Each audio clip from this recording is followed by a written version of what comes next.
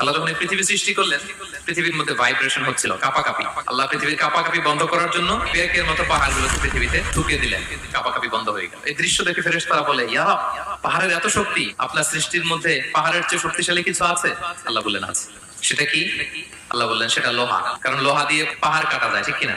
লোহার কথা শুনে ফেরেশতারা অবাক। ফেরেশতারা প্রশ্ন, তাহলে আপনার সৃষ্টির মধ্যে লোহার চেয়ে শক্তিশালী কিছু আছে? আল্লাহ বললেন আছে। কি সেটা? আন্নার, আগুন। কারণ আগুন লোহাকে কি করে? গলিয়ে ফেলে।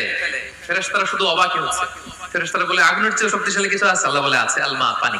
কারণ আগুনে দাউ দাউ করে জ্বলে ওঠা আগুনের মধ্যে পানি দিলে আগুন অস্তিত্ব হারায়। ফেরেশতারা শুধু অবাকই হচ্ছে। তারা বলে, তাহলে পানির চেয়ে শক্তিশালী কিছু আছে? আল্লাহ বলেন আছে, রিহ, বাতাস। কারণ বাতাস পানিকে একদিক থেকে আরেক দিকে নিয়ে যায়। জলের মধ্যে বায়ুর উচ্ছ্বাস লাগলে জলোচ্ছ্বাস তৈরি হয়, ঠিক কিনা?